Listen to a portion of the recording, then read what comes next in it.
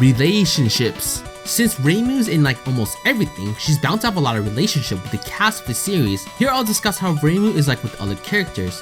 We'll start things off with Marisa Kurisame. I've discussed thoroughly about the relationship in the Marisa video, but that was more from Marisa's point of view. They're likely best friends considering they spent a lot of time together at the shrine. They're together majority of the time in various print works, prologues, and extra stage prologues, hanging out together and discussing or attending the latest events in Gensokyo. Reimu has known Marisa since Story of Eastern Wonderland, where Mima and Marisa fight Reimu. Their friendship may have started soon after that. As in all of the bad endings, Marisa decides she needs to train more and drags Reimu along to train with her, much to Reimu's chagrin. Next on the list will be Dakari. Despite her antagonistic personality, Yukari Yakumo mentors Reimu by pushing her to increase her spiritual powers, such as learning how to invoke the gods in Silent Sinner in Blue. She also occasionally seeks Reimu's assistance in resolving incidents in Imperishable and Subterranean.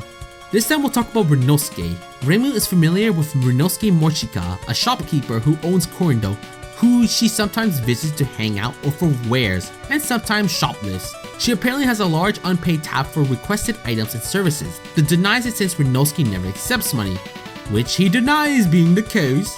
Nice try there, Reimu. Renosuke was also the one that originally prepared her purification rod for her use. Let's focus on the other shrine maiden, Sanae. Despite being the priestess of a rival shrine, Sanae Kochiya is on friendly terms with Reimu and appears frequently in Walled and Horn Hermit alongside Reimu and Marisa. She came on a bit strongly when she and Reimu first met, but she really thought she was helping the Hakure shrine out by attempting to get it to switch gods to Kaneko. After Mountain of Faith, Sanae offered to help Reimu as a fellow Miku to gather faith for the shrine and appears to have been friends with Reimu since then. Although her help hasn't seemed to have done much considering Reimu's shrine is still the same. We can't forget that back in the day, she couldn't fly, so let's talk about the being that helped Reimu with that issue, Genji. In the PC98 canon, Reimu used a turtle as a means for flight until the end of Mystic Square. That turtle was Genji. Reimu calls him Gramps. One day we'll see him again. Speaking of seeing again, in the PC98 canon, Mima is an Hakure who haunts the surroundings of the Hakure shrine. After many confrontations and being resealed by Reimu, she decides to spend her days making fun of the Miku. While it's cool Mima makes fun of Reimu, we're never ever gonna see Mima again in either the games or print works. I want to talk about the three fairies of light, since they interacted a lot during the manga series. Reimu is often the target of pranks by the three fairies of light, and Reimu tends to exterminate them on sight whenever she catches them, unless Marisa is escorting them. As of Oriental Sacred Place, the three fairies moved into a tree near the Hakure shrine and became Reimu's neighbors, increasing the amount of pranks even more. Reimu aims to evict the fairies but could not find the treehouse, which is actually located on the Hakure border. Eventually, in an attempt to befriend Reimu so she'll no longer threaten them, the three fairies challenge her to a battle, reasoning that Reimu tends to befriend many yokais after fighting them, which is kind of what happens. After an intense battle of 2 seconds, Reimu defeats the fairies and points out that their line of reasoning is utterly ridiculous. Despite this, Marisa finds that Reimu befriended the fairies after all, and as of the end of Oriental Sacred Place, the fairies now happily, openly spend time at the shrine while helping Reimu out with various chores. At least there was a happy ending to it. Next on the list would be our Turbo Granny monk, Byakuren. Reimu views Byakuren Hijiri and the Mayurin Temple as a rival of sorts to herself and the Hakure Shrine. In Tenth Desire, Toyo Satomimi no Miku points out that Reimu is friendly towards Byakuren. Although Reimu says that the religious rival, she doesn't seem to deny it. In one of her UFO endings, Reimu is depressed of how quickly Byakuren's temple is picking up followers compared to her own shrine. By the time of Oriental Chapter 12, Reimu is angry at the temple for stealing away her shrine followers, ignoring the fact that her shrine never had any followers to begin with. But Byakuren seems unaware of this. The next person will be Kaizen, as they interact quite a bit in Walled and Horn Hermit. Kaizen Ibaraki is a regular at the shrine and acts as a mentor and sometimes guardian of Reimu, whom she fears is too concerned with worldly desires. That's an understatement of the century. We can't forget our little Oni, although that's more debatable if you will. Suika Ibiki, who often freeloads her shrine after the events of Immaterial and Missing Power, is also her ally during Subterranean. Reimu saw Suika's presence as a nuisance at first, but never really bothered with driving her away. Next will be our pure and honest Aya Shamimaru. The most we got out of this relationship is that Aya was her ally during the events of Subterranean.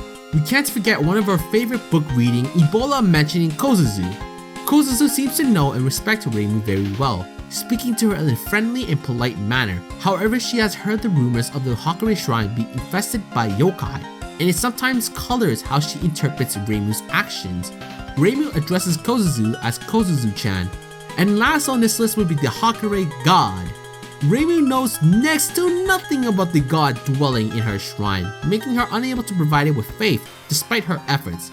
Byakuren stated in one of the endings for UFO that the god is mad due to this. I don't blame the bloody god. It's pretty lame when your fucking shrine maiden doesn't even know who or what your name is. Fun/interesting facts. In this section, I'll be discussing fun or interesting facts about Reimu. While part 1 had all the points I wanted to address about Reimu, this section has facts about Reimu that you might not have realized about. Hopefully you'll learn some cool facts here.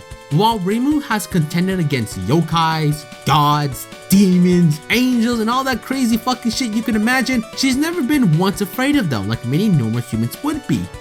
But there is one point she's experienced actual fear, and that's the 5 magic stone boss in Story of Eastern Wonderland, Stage 3. While these things don't talk, I highly doubt they were even alive to begin with, Reimu seems to be afraid before and after the boss fight with the 5 magic stones, making this the only ever time that Reimu was scared and afraid of a boss before and after the battle. Who would have thought 5 inanimate objects will make the almighty Reimu scared? From the looks of it, she may have a perfect win streak based on the games, but surprisingly it's not the case.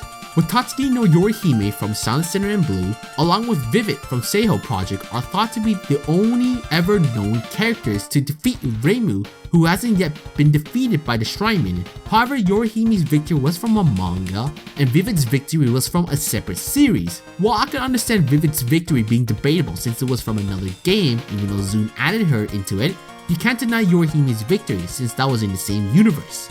So even our Shrine Maiden can lose from time to time. When playing Yukari's story mode in Scarlet Weather Raspberry, Reimu breaks down in tears in the ending after Yukari defeats Tenshi and reduces the Hakure shrine to rubble for the second time, with Sakuya and Yomu looking on helplessly, although Suika offers to help rebuild it. This marks the first and only time where she's seen crying in a storyline scenario. I mean, your bloody house got destroyed. I can't exactly blame you for doing so. Speaking of victories, although Reimu has successfully resolved the incidents in each major Touhou game, it's possible that her win rate throughout the actual events of the game wasn't 100%. Perfect Memento in strict sense states that Reimu likes to request rematches until she finally wins. In essence, Reimu has had to use a few continues every once in a while, but she still manages to get a good ending. So when you ever continue in the main series, note that it actually has a use in the universe and not only for gameplay wise. While many of us like to joke about Reimu not getting donation, she actually does get some. It's shown in Oriental Sacred Place that the shrine sometimes gets various donations, including one from unknown sources, implied to be from the outside world, as the Hakure shrine lies on the border. And Yukari is shown in Strange in Nature Deity to sneak in yen donations into the offering box when Reimu isn't looking. Yukari's gotta keep her appearance of being a yokai after all. I've talked a bit about the Yin Yang Orb, but did you know it had 3 true power? Let me explain them to ya. One of them is the ability to eat sweets and not get fat, the effect of giving its user whatever scent they desire, and the ability to turn into a cat whenever the user chooses. That right there is true power! In all honesty, that's some wacky ass abilities. Not the worst I can think of, cough cough Shizuha, but still weird.